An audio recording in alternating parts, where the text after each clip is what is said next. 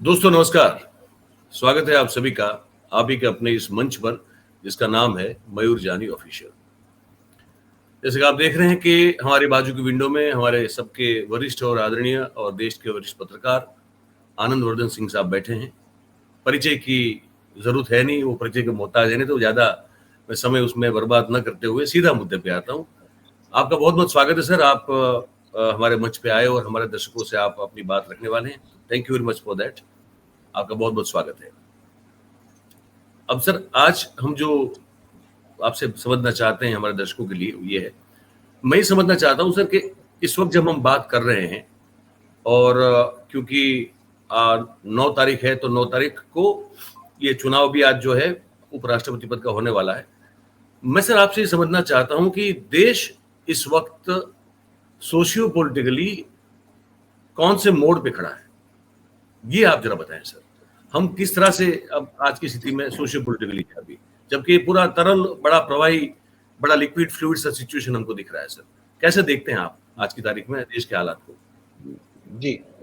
एक तो मयूर साहब एक चीज ये समझने वाली है कि मेरे जो हम लोग हैं इतने साल से हैं, एज एन इंडिविजुअल असमंजस की स्थिति है। और ये असमंजस की ऐसी खराब स्थिति कभी मैंने नहीं देखी। मैं असमंजस इसलिए कह रहा हूं कि आप एक देश में है जहां का एक नेतृत्व है, जहां पे एक केंद्रीय मंत्रिमंडल है, लेकिन वो किस डायरेक्शन में जाना चाह रहा है, वो क्या करना चाह रहा है, ये देश क्लियर नहीं है।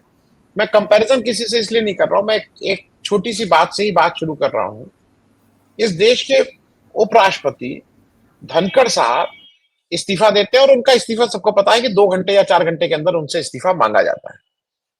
जो इस्तीफे की वजह बताई जाती है उस इस्तीफे में, उसमें कहा जाता है कि उनको उनकी तबीयत खराब है, मतलब ही इज नॉट वेल, उनके कुछ कारण। और पता भी ये लगता है जो हमको और आपको, जब उनको पहली बार वो उसका तो बस लापता थे, फिर वो अंडरग्राउंड थे, ये सब बात चर्चा चलने लगती है, लेकिन अल्टीमेटली जब वो पहली बार कैमरे के सामने आते हैं तो पता लगता है कि उनके दांत में दर्द है। तो मैंने पहली बार सुना कि कोई दांत के दर्द की वजह से कोई उपराष्ट्रपति के पद से अगर इस्तीफा दे रहा है, तो इस देश को क्या कहेंगे। मतलब भाई, उन अभी तक जो उनका एलिमेंट आया है, वो एलिमेंट ये आया है कि उनके इस्तीफा देने के बाद कि वो दांत के दर्द में डेंटिस्ट के यहाँ गए, अभी तक और कुछ नहीं आया। मैं ये भी मानता हूं कि एक ही जगह आदमी को हो सकता है डिस्ट्रप्शन, अगर सर्जरी कुछ हो, नहीं तो बाकी तो दवा तो उस उम्र के व्यक्ति, आपके घर मेरे घर में जो हम सब कोई ना कोई गोली ओली तो कोई ना कोई खाता ही रहता है। वो इस पार्ट एंड पार्सल ऑफ आज के मॉडर्न लिविंग का एक वो है। तो वो भी गोली खाते होंगे, तो एक की जगह 2 गोली खाते, 2 की जगह 4 गोली खा लेते, वो 4 की जगह 6 गोली खा लेते। मेरे एक जानने वाले मित्र हैं, वो 22 गोली रोज खाते हैं, 85 साल है, रोज सुबह गोल्फ खेलने जाते हैं। और सीढ़ी पे मैं उनके साथ इसलिए नहीं चढ़ता हूँ, खटखट खटखट खटखट सीढ़ी चढ़ लेते हैं। मैं सीढ़ी में मुझे थोड़ा आराम से चढ़ना पड़ता है, मैं उनके साथ नहीं जाता हूं। मैं कहता हूं मुझे इंफीरियरिटी कॉम्प्लेक्स है।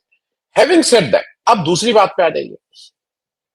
मोदी जी के पिछले 1 महीने का अगर देखिए, तो सबसे इंपॉर्टेंट जो देश की दृष्टि से, मोदी जी की दृष्टि से, एससीओ मीटिंग में उनका चीन जाना हुआ। वो एक एक बड़ा इवेंट था, देश भी उस तरफ देख रहा था, क्योंकि आज हम एक ऐसे, जैसा आपने कहा ना कि संशय है, एक ऐसे दोराहे पे खड़े हैं कि इधर जाएं उधर जाएं, क्या करें, ये नहीं समझ में आ रहा है। चीन का जाना इसलिए भी महत्वपूर्ण था कि उससे पहले हमें अमेरिका ने हमारे ऊपर टैक्स लगा दिया था, और टैक्स ही नहीं लगा दिया था, एक पेनाल्टी भी लगा दी थी। जब हम चीन गए हैं तो ये अजीब सी एक स्थिति थी कि चीन में बाकी तो ठीक है, मोदी जी मिले, उन लोगों से हाथ कर हंसी मजाक किए। जैसा कुछ लोगों का, जानकारों का कहना है कि शायद मोदी जी मैंड्रीन भी सीख गए और रशियन भी सीख गए, क्योंकि उनको इतने अच्छे से समझ में आ रहा था 45 सेकंड का, पूरे देश ने देखा कि वो खूब हाथ हटा के हंस रहे थे, क्योंकि उनको उनकी बातें बहुत समझ में आ रही थी। तो मैं ये मान के चल रहा हूँ कि वो, अच्छा वो गुजराती में नहीं बोल रहे थे, ये तो क्लियर हो गया, लेकिन मोदी जी मैंड्रीन और रशियन समझने लगे। अच्छी बात है, देश का प्रधानमंत्री कम से कम 2 अच्छी भाषाएं सीख गया। वहां पे जो एक अभी भी चीज ये है, उसका कोई अधिकारी को नहीं आया, एस जयशंकर साहब कहां थे, where was mister S Jaishankar. और एस जयशंकर साहब अगर नहीं थे तो बताया गया, वो मतलब वो ऑफिशियली नहीं आई है, अनऑफिशियली ये मैसेज सर्कुलेट की जा रही है कि उनकी तबीयत खराब है। तो भाई, अगर एक किसी व्यक्ति के दांत में दर्द होने की वजह से उसका उपराष्ट्रपति पद चला जाता है, तो इनका क्या ये देश को हक नहीं है, हमको आपको ये हक नहीं जानने का कि उनकी आंख में दर्द है, नाक में दर्द है, मुंह में दर्द है, कान में दर्द है, हाथ में दर्द है, पैर में दर्द है, पेट में दर्द है, कहां दर्द है? कुछ तो समस्या है। क्योंकि अब ये भी खबर आ गई कि वो 27 सितंबर को यूएन में जाके वो यूएन असेंबली को बोलेंगे।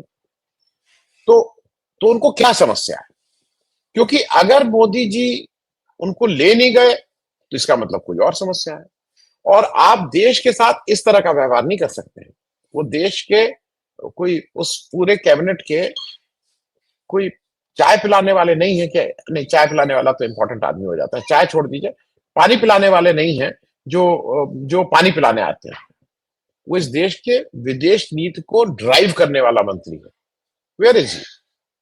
और there is absolutely silent on, सब लोग सन्नाटे में है।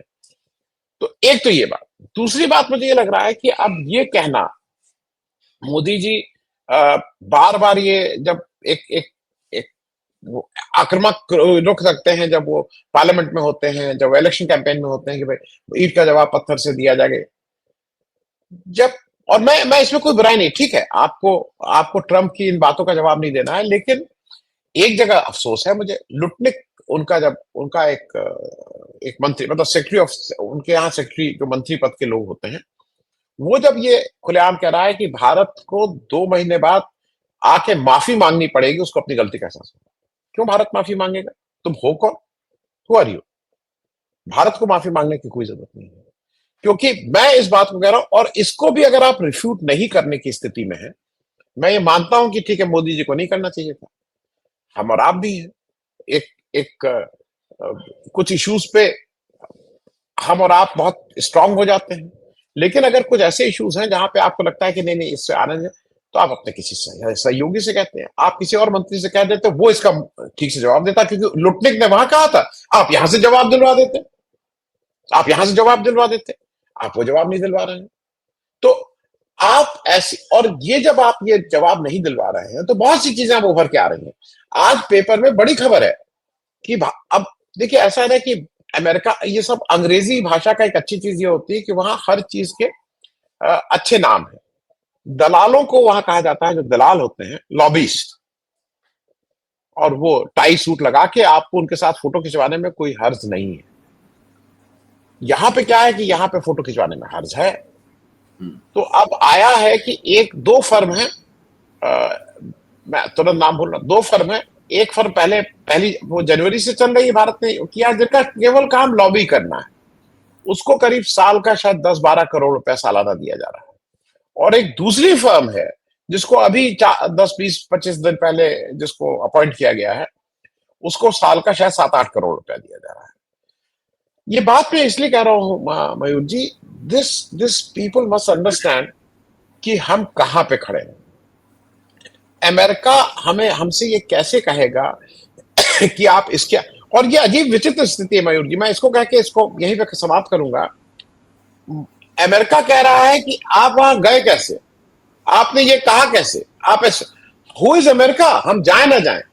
दूसरी तरफ चीन भी हमसे कहा था, जब हमारे प्रधानमंत्री जी ने दलाई लामा जी के 90 वर्ष के होने पे उनको जब जन्मदिन की बधाई दी थी, तो चीन ने वहां से ऑफिशियली कहा आपने बधाई कैसे दी।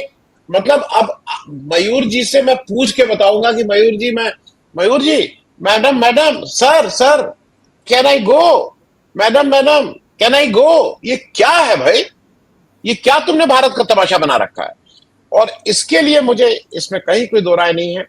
इसके लिए मोदी जी को ठहरना होगा, समझना होगा कि आप अपने नेतृत्व में, आप ठीक है, आप कांग्रेस मुक्त भारत बना दीजिए, आप अगले 100 साल तक राज करिए, लेकिन भारत का जो बेसिक प्राइड है, जो बेसिक गर्व है, जिसको, उसको कंप्रोमाइज मत करिए। वो कंप्रोमाइज हो रहा है ऐसा मुझे लगता है मयूर जी।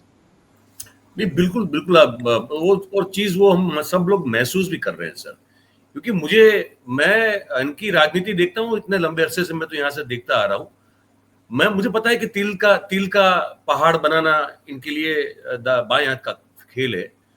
लेकिन मुझे भी थोड़ा आश्चर्य हुआ जब मैंने देखा कि बिहार में वोटर अधिकार यात्रा में वो बहुत कुछ उन्होंने इसको, मतलब वो समझ नहीं पा रहे थे कि इसको कैसे काउंटर करें। लेकिन कुछ ना होते हुए फिर एक कोई कहते हैं कि कोई पंक्चर बनाने वाला कोई आदमी है उधर, ये कहा जाता है, मोहम्मद रिजवी नाम है उसका, जो पकड़ा भी गया है, जिसने जो भी अभद्र भाषा का उपयोग किया। अब उसका ना कांग्रेस से कोई लेना देना है, ना आरजेडी से लेना देना है। और मैं इसलिए पूछ रहा हूं आपसे कि वो जो तिल का पहाड़ बनाने की कोशिश की उन्होंने, मां का अपमान करके। सर, मैं यहाँ गुजरात में बैठे बैठे मुझे ये लगा, मैंने आप जैसे वरिष्ठ लोगों से वहां बात की भी, कैसा है ये बंद का ऐलान, कैसा रहा वगैरह वगैरह, तो सबने कहा कि इट वॉज ए फियास्को। तो मैं ये समझना चाहता हूं कि क्या वो जो बंद का ऐलान जो बिल्कुल फेल साबित हुआ, इस बात उसका प्रभाव, उसका असर मोदी साहब की जो ओवरऑल एक भारत में और दुनिया में सबसे पॉपुलर लीडर वाली जो छवि है, वो कहीं उसको डेंट करता हुआ नजर आ रहा है क्या? देश ऐसे देख रहा है क्या? आपके हिसाब से क्या हो रहा है वहां पे, वो जो फेल हुआ उसके चलते? नहीं, देखिए, दो चीजें हो रही हैं। मतलब इसको लार्जर चीज, इसको पिक्चर को थोड़ा इशू समझ लें। आपको अगर याद हो तो जब 2014 में मोदी जी आए तो एक नया एक्सपेरिमेंट करके आए थे, और उस समय टेक्नोलॉजी का वो भरपूर उपयोग करते हैं, इसमें कोई दो राय नहीं है। मतलब उनको टेक्नोलॉजी की समझ है और उसका उपयोग करते हैं, और ये अच्छी बात है। उस समय अगर आपको याद हो मयूर जी, तो हम सब लोग फोन यूज करते थे। फिर एक समय आया कि 10 में से एक आदमी के पास स्मार्टफोन होता था। फिर उसके पास लगता था अच्छा अच्छा ये व्हाट्सएप भी है। अच्छा, हम लोग तो एसएमएस वाला ही जानते थे कि भाई एसएमएस आता है या फोन आता है, इसके अलावा इसके आगे तो जानते नहीं थे। मोदी जी ने उस सारे गेम को चेंज किया, सोशल मीडिया को उन्होंने ताकत दी, अपना नैरेटिव चलाया। और अगर आपको याद हो तो 2014 में मोदी जी के सामने कोई 5% भी नहीं खड़ा था। इट वॉज वन वे, केवल बीजेपी और मोदी जी का चलता था, बाकी किसी का कुछ चलता ही नहीं था, क्योंकि किसी को पता ही नहीं था ये क्या है। आज की तारीख में क्या हो गया है कि अब धीरे धीरे धीरे धीरे वो टेक्नोलॉजी सब जगह पहुंच गई। जिस टेक्नोलॉजी को हम लोग बहुत फख्र से कहते थे स्मार्टफोन, वो स्मार्टफोन आजकल सबके पास। गांव का जो किसान जो है, जो हल चला रहा है, उसके पास भी स्मार्टफोन है। तो स्मार्टफोन से हो क्या गया है कि वो जो टेक्नोलॉजी 2014 में एक बहुत बड़ी चीज थी, वो आज घर घर आ गई। पहले क्या होता था कि पहले ये होता था कि अगर आपने कोई ऐसा भाषण दे दिया या कोई ठीक से भाषण अच्छा दिया बुरा दिया, तो वो पेपर में रिपोर्ट होता था। और मैं मयूर जी बताऊं, मैं जब जब ये शुरुआत हुई या जब मैं पेपर में प्रिंट में था, तो बहुत मेहनत करनी पड़ती थी कुछ निकालने के लिए। यार उसने कहा तो था, देखो देखो वो निकाल के लाओ, ये कहीं ना कहीं कुछ कहा था। वो आपके जो मेहता साहब जिनकी मृत्यु हुई थी जब पाकिस्तान का 71 वॉर में, जी बलवंत राय मेहता जी की। जी जी। तो अब कहीं यार कहीं ये खबर छपी थी, कहाँ से? अब वो खबर ढूंढना ही अपने में मुश्किल था। फिर कुछ गूगल वूगल था नहीं, कुछ जानकार लोग, अच्छा उस किताब में शायद लिखा गया, तो उस किताब, तो वो बहुत आसान है, वो नहीं था। अगर आप एक स्टोरी पे काम कर रहे हैं तो आपको वो 10-12 दिन लगते थे कि यार ये रेफरेंस कहाँ से लाएंगे, चलो सूचना केंद्र की लाइब्रेरी में चले, वो वहां चले। आज की तारीख में तो सबके हाथ में ये है। तो क्या आपने एक एक मिनट में आपने किया, बलवंत राय मेहता कब मरे थे, किसने मारा था? वो जो पाकिस्तानी वो था जिसने बाद में आके माफी मांगी उनके, उससे कहा कि मुझे तो कहा गया था, मैं कह रहा था कि ये सिविलियन प्लेन है, लेकिन चूंकि पाकिस्तान एयरफोर्स का ऑर्डर था कि मारना है, तो मुझे मारना पड़ा। ये सारी चीजें आपको 1 मिनट में मिल रही है। अब क्या हो रहा है कि मोदी जी ये भूल गए हैं कि आप जिस तरह की जो जो जिस तरह के बयान आप देते थे, और गंदी भाषा के बयान होते थे, वो हाँ, और गंदी भाषा के बयान होते थे, वो सब रिकॉर्ड हो रहा है, और रिकॉर्ड होकर वो 1 मिनट में उपलब्ध भी हो रहा है। तो मोदी जी शायद उससे अभी भी बाहर निकल नहीं पाए हैं कि दूसरे के पास भी वो ताकत आ गई है आप। और कुछ दिनों से आपने भी देखा है कि पिछले 5-6-8 वर्षों से सारी पार्टी, और उसमें कांग्रेस चूंकि मुख्य विपक्षी दल है, इसलिए कांग्रेस ने भी अब वो वाला बात नहीं रह गई कि कांग्रेस उधर से कुछ उसके पास है ही नहीं, वो कुछ बोलती ही नहीं है। कांग्रेस भी उसका जवाब देना अब सीख गई है। ये बात मैं इसलिए कह रहा हूं कि जब मोदी जी ने ये किया तो उनको ये था कि वन वे कम्युनिकेशन रहेगा, मैं अपना गाली देखने का मतलब ये विक्टिम कार्ड खेल लूंगा। अच्छा, दूसरा क्या है, ये विक्टिम कार्ड उनका बेंगलोर में चला नहीं था, ये उनको पता है, लेकिन फिर भी वो खेलते हैं। एक तो उनकी जो जिद है ना, उस जिद के आगे वो मालूम नहीं, वो जैसे नोटबंदी भी जिद थी, सारे काम वो जिद में करते हैं कि अगर कोई उनसे, उन्होंने नहीं किया। अब मैं इस बात को इसलिए कह रहा हूं कि बिहार में जब ये उन्होंने कहा, तो बिहार के उन्हीं के पार्टी के नेता, वो दिलीप जायसवाल जी। अच्छा, दूसरा ये लगता है कि बीजेपी में मैं अभी तक ये समझता था कि भाई मोदी जी ही अपने एक एक्टिंग करने को कह लीजिए, या एक उस तरह से वो उसमें बहुत महारत हासिल है। मतलब वो थिएटर के जबरदस्त वो है भाई, जबरदस्त कलाकार है। लेकिन वहां शायद सभी हैं। वो एक दिलीप जायसवाल जो वहां का बिहार प्रदेश का अध्यक्ष है, वो रोने लग रहे थे, उनकी आंख से आंसू गिर रहे थे। ऐसा तो मैंने रोते हुए किसी को नहीं देखा। और यही नहीं, वो भाई साहब जो हैं वो हत्या के मुजरिम हैं, हत्या के आरोप में है भाई साहब।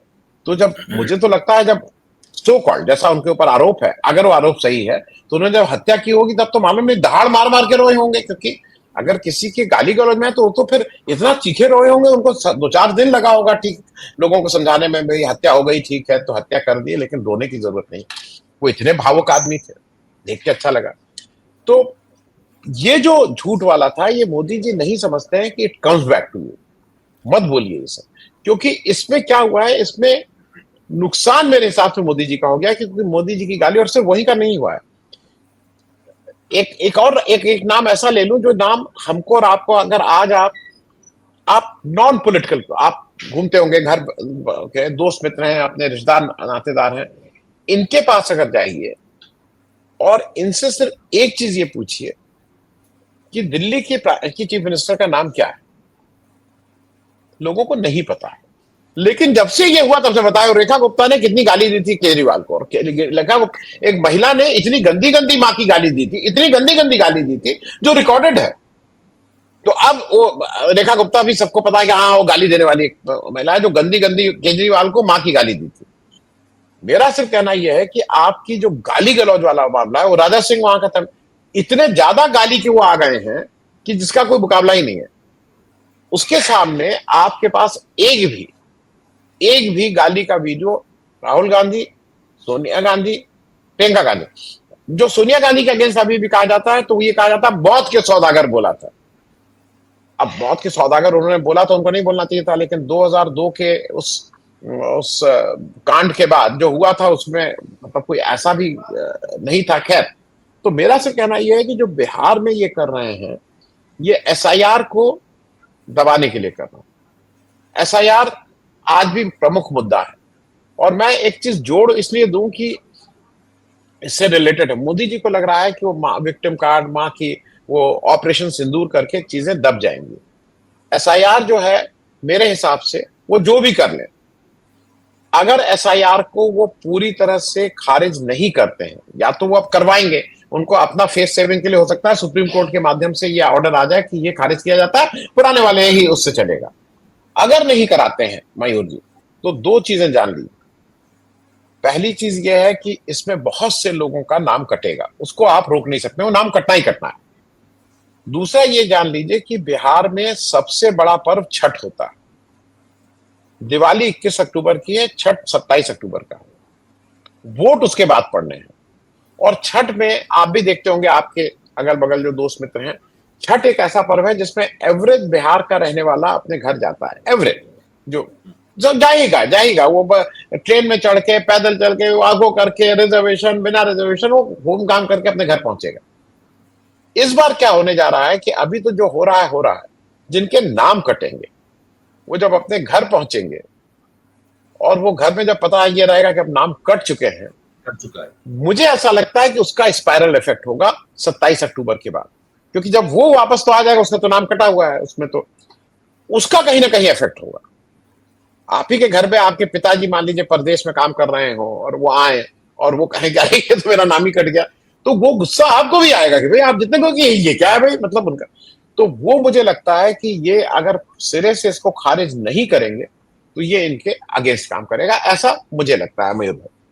जी बिल्कुल बिल्कुल। आप और मैं कुछ हमारे यहाँ भी उत्तर भारतीय काफी, हमारे यहाँ अहमदाबाद में, गुजरात में बहुत सारे उत्तर भारतीय बिहार उत्तर प्रदेश से बसे हुए हैं, और कुछ बहुत सारे हमारे मित्र भी हैं, उनसे मेरी बातचीत हो भी रही थी। हमारे एक मित्र हैं जो थोड़ा करीब में रहते हैं, तो उनसे भी बातचीत हो रही थी। तो उन्होंने कहा कि उनका खुद का नाम, उनका वोटिंग वहीं पे है। तो उन्होंने कहा कि हमारा नाम कट गया है, उन्होंने हमको बताया। तो मैंने कहा क्या करेंगे, तो बोला अब वो यहाँ अपना एक व्यवसाय कर रहे हैं, तो कहे कि थोड़ा जल्दी जाके कुछ करना पड़ेगा। पूछ रहे हैं घर वालों से कि क्या किया जा सकता है, तो उस हिसाब से हम फिर कुछ आगे कार्रवाई करेंगे। तो ये माहौल तो है इन सब में। और वो भी मतलब कट्टर मोदी समर्थक थे। हमारी बहुत सारी कभी बैठक हुई चाय पे या नाश्ते पे तो बहुत सारी दलीलें भी हुआ करती थी। अब वो खुद परेशान है कि हमारे साथ ये क्या हो गया। मैंने कहा भाई आप बता दो कि आप तो समर्थक हो, आपका जोड़ दिया जाएगा, फिर पता नहीं क्यों हो सकता है। पर आपने जैसे कहा ना, एक बड़ी अच्छी बात कही आपने कि 2014 में जब मोदी जी आए तब फेसबुक और व्हाट्सएप का उन्होंने अद्भुत और बेहतरीन अपने लिए उपयोग और वैसे कहूं तो दुरुपयोग किया, ठीक है, और छा गए। और उसके बाद शायद ये भूल गए, क्योंकि अब हो क्या रहा है अमेरिका के सामने, जैसे जिस तरह से मतलब हम पूरा देश देख रहा है कि मोदी साहब ने घुटने टेक दिए। 42-45 बार ट्रंप जो है वो अब तक बोल चुके हैं कि मैंने बीच बचाव किया, मैंने कहा कि इसको रोक दो, 24 घंटे की मोहलत दी, 5 घंटे में रोक दिया गया। उस अंत में तो ये बोल दिए कि भाई कुछ 5 या 7 एयर फाइटर जेट जो है वो भी गिर गए। कोई चूं या चा नहीं कर रहा था मोदी साहब की तरफ से, कुछ भी नहीं। और जैसे अभी परसों वो एक ट्रंप का वो एक व्हाइट हाउस में बयान आया कि हम देखते हैं, मतलब एक उनके ट्रूथ सोशल पे आया कि हम मुझे अच्छा नहीं लग रहा है कि हमने रशिया और भारत को खो दिया चाइना के हाथों। और उसके बाद जब बयान आया, सीधा एएनआई के ट्वीट का रीट्वीट किया सर मोदी साहब ने। एक तो पहली बात ये, और दूसरी बात सर कि जैसे आपने कहा राजीव गांधी का एक वीडियो बड़ा वायरल हो रहा है सर, ये मैं दिखाना चाहता हूं आप हमारे दर्शकों को। अच्छा प्लीज।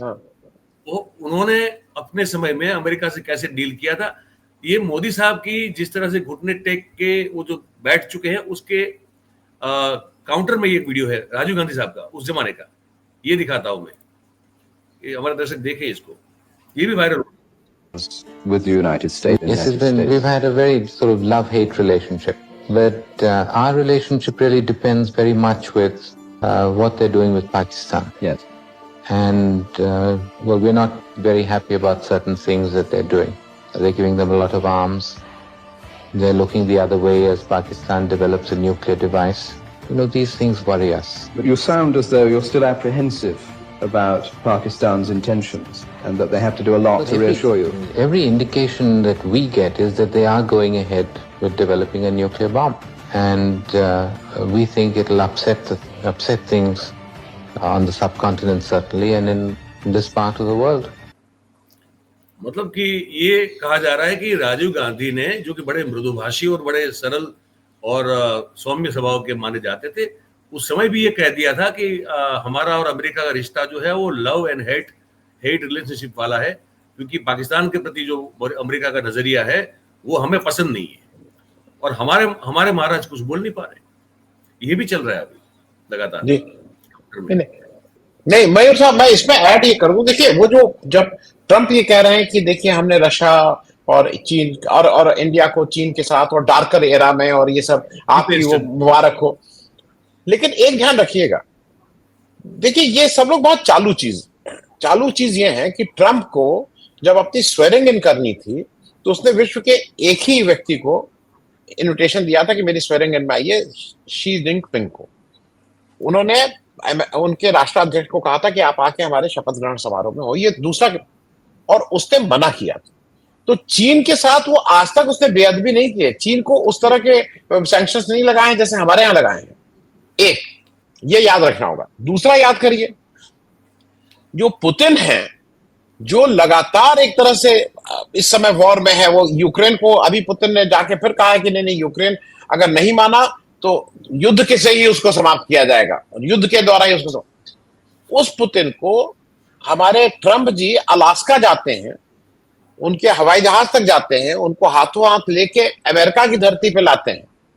वेलकम अमेरिका की धरती पे होता है, मतलब शायद 16-17 साल बाद कोई पुतिन वहां आते हैं आफ्टर वेरी लॉन्ग टाइम, तो उनको वो इज्जत दे रहे हैं, उस जगह बिठा रहे हैं। भारत के साथ क्या हुआ था, हमारे जब प्रधानमंत्री जी गए थे तो जो नॉर्मल प्रोटोकॉल है जिसमें अमेरिकन प्रेसिडेंट बाहर अपने पोर्टिको में आके, अपने बरामदे में आके रिसीव करता है, वो भी नहीं किए थे। He was the only exception. उससे पहले 3 लोग आए थे, इजराइल वाले आए थे, ये सब लोग उन सबको आके बाहर किए, उसके बाद भी करते रहे, उनको नहीं किया था, और एक साधारण सी एक महिला अधिकारी को भेज के इनको रिसीव करवा दिए थे। मैं सिर्फ कहना ये चाह रहा हूं कि ये समझना इनको भी है, वो कुछ कहता रहे, ट्रंप कुछ कहते रहे, लेकिन चीन के साथ वो बिल्कुल ठीक से पेश आ रहे हैं, वो रशिया के साथ ठीक से पेश आ रहे हैं, वो जो जिस तरह का व्यवहार हमसे कर रहा है। और मैं एक अंतिम बात कह के इस बात को खत्म करूंगा। बहुत से लोग एक गलतफहमी ये बार बार कहते हैं कि अरे वो बहुत विम्सकल हैं, उनको ऐसे ही वो हैं, वो तो कुछ बोल देते हैं। ऐसा नहीं है, वो प्लान्ड है। It is a part of the strategy, क्योंकि वो कोई स्पर ऑफ द मूवमेंट पे नहीं कह देते कि मयूर जी से हम कुछ बात चल रही है और मैंने कुछ कह दी। नहीं, मैं जब आता हूं उस समय से मैं स्ट्रेटेजी के तहत आ रहा हूं कि मुझे क्या करना है। उसका मैं एक उदाहरण देके समझा दे रहा हूं। जब अमेरिका में बिल्कुल बेकरार हो गए थे कि हमें भी बुलाया जाए, हमें भी बुलाया जाए, हमें भी बुलाया जाए, मोदी जी और जयशंकर जी वहां 10-10 दिन पड़े रहे थे। उसके बाद जब मोदी जी को निमंत्रण मिला कि ठीक है आइए व्हाइट हाउस में मिल जाइए, उससे 2-3 दिन पहले, 3-4 दिन पहले अमेरिका ने भारत के जो इमिग्रेंट थे, जो इस तरह से पहुंचे, उनको वापस जब किया तो हथकड़ी बेड़ी लगा के किया था। हथकड़ी बेड़ी लगा के मैसेजिंग ये थी कि हम मैसेजिंग दे रहे थे कि देख लो। उसके बाद क्या हुआ? उसके बाद जब मोदी जी आए तो 2 दिन बाद फिर से उनको हथकड़ी बेड़ी में वो दुनिया को भी मैसेज दे रहे थे कि देखो ये सब इनको मैं कहां रखता हूं, ये मेरे लिए क्या है, और इनकी हम वर्ड नहीं यूज कर रहा हूं औकात, लेकिन ये है क्या ये मैं दिखा रहा हूं। He was doing it purposely. उसके बाद उसने नहीं किया, उसके बाद कोई नहीं आया है, लेकिन ये मोदी जी की जगह या स्थान दिखाने के लिए वो ये काम कर रहे थे। आप इसको मानना चाहिए मानिए, आप इसको नहीं मानना चाहिए मत मानिए, क्योंकि दुनिया का अकेला हमारा एक देश ऐसा था जिसके अप्रवासी लोगों को, जो इलीगल उनके हिसाब से, मैं उसको नहीं डिबेट कर रहा हूं, आपने हथकड़ी बेड़ी में भेजा था फॉर दैट मैसेज। इसको झुटलाया नहीं जा सकता। मयूर साहब, बहुत सही बात सर। आखिरी में एक अंतिम बात आपसे पूछना चाहता हूँ। आज जिस चौराहे पे या तो जिस मोड़ पे अभी हम खड़े हैं, जिस पर आपने बात की, sir what do you think the way ahead? आगे देश और विदेश में आप कैसे देख रहे हैं, क्या स्थितियां बनती हुई देख रहे हैं सर? नहीं, लीडरशिप देखिए, मुझे फिर लगता है आज इस देश के चुने हुए प्रधानमंत्री मोदी जी हैं। निर्णय तो मोदी जी को लेना है, और मोदी जी अगर हरदम ही देखिए एक तिकड़म भी होती है, वो हर चीज में तिकड़म करना चाहते हैं। आप कहीं तो कोई तो ऐसा चीज होती है ना जहां तिकड़म नहीं किया जाता है। आप जब मैं ऑपरेशन सिंदूर की बात कर लेता हूं। ऑपरेशन सिंदूर के बाद जब एक ये हुआ कि एक डेलीगेशन जाना चाहिए, 7 जगह देशों में जाना चाहिए, ये कंपेयर कर रहे थे उसको इंदिरा गांधी से। याद रखिएगा, इंदिरा गांधी जब 1971 में हुआ, जर्मनी, ब्रिटेन, फ्रांस, कहां गई थी, अमेरिका, तो वो खुद गई थी। She was leading from the front, जिसको बोलते हैं। मोदी जी ने क्या किया? मोदी जी ने 7 डेलीगेशन भेजे, और उसमें भी अपनी तरफ से, ये एक्चुअली ये दिमाग मोदी जी और अमित शाह का चलता है कि क्या फंसाया है शशि थरूर, मनीष तिवारी, ये साले अपने लपेटे में हो जाए। आप ये तिकड़म करके देश नहीं चला सकते। तिकड़म करके आप अपना वो बढ़ा सकते हैं, वोट बढ़ा सकते हैं, पार्टी बढ़ा सकते, वो कर सकते हैं, देश नहीं चलता है। आपको मैं अभी भी कहता हूं, अगर ऑपरेशन सिंदूर के बाद आपकी, और क्योंकि वो टोटल फ्लॉप शो था, एक जगह भी पाकिस्तान को, एक जगह से भी किसी ने कहा कि पाकिस्तान की दिक्कत है। आपको अगर सही में ईमानदारी थी, एक जगह मोदी जी खुद लीड किए होते। फिर मुझे लगता है कि एक जगह राहुल गांधी से कहते कि भाई एक डेलीगेशन को आप लीड करिए। राहुल गांधी क्यों मना करते? एक डेलीगेशन में अपने सीनियर किसी राजनाथ सिंह को कहते कि एक डेलीगेशन में आप जाइए। एक डेलीगेशन में वो ममता बनर्जी से कहते कि आप एक बड़ी नेता, आप एक जगह जाइए। वो मुझे ऐसा लगता है कि वो देश के सारे लोगों को अगर 7 डेलीगेशन भेजने थे तो तब वो भेजते, और फिर वो डेलीगेशन अगर लौट के आता तो उसकी स्फूर्ति देश दूसरे ढंग से बोल रहा होता। आप यहाँ के क्या फंसाया है, क्या किया है, ये आप इसी में खुश हैं। तो अगर आप तिकड़मबाजी से चीफ मिनिस्टर बन सकते हैं, प्राइम मिनिस्टर बन सकते हैं, ये प्रूफ भी है, तिकड़म से बने हैं। लेकिन देश चलाने के लिए अंतरराष्ट्रीय, उसमें मैं अंतिम बात फिर से एक बार कैसे खत्म करूं। देखिए एक चीज समझ लीजिए, सिर्फ ट्रंप नहीं, पुतिन और जो शी जिनपिंग है, ये लोग रैंक से आए हैं। ये लोग पार्टी में आए एक से, फिर अगले वो केजीबी से आए हुए हैं। और ये भी मयूर जी याद रखिए कि ये जो इस तरह के लोग होते हैं, ये सामने वाले व्यक्ति के व्यवहार को भी ठीक से समझते हैं कि ये मयूर जानी का है क्या, मयूर जानी कितने पानी में, और ये क्या कितनी डेप्थ है। वो मोदी जी की डेप्थ समझ गए हैं कि एक ऐसा व्यक्ति जिसको हा करना, जो केवल कैमरे के सामने हरदम रहता है, जो हरदम इसलिए है कि कैमरा कैसे पकड़े, मैं हा करूं, जिसके पास कोई कंटेंट नहीं है, जो वहां जाके 22 अग्रीमेंट साइन किए हैं रशिया और चीन ने इस चीन विजिट में पुतिन ने। भारत ने एक एग्रीमेंट नहीं साइन किया है।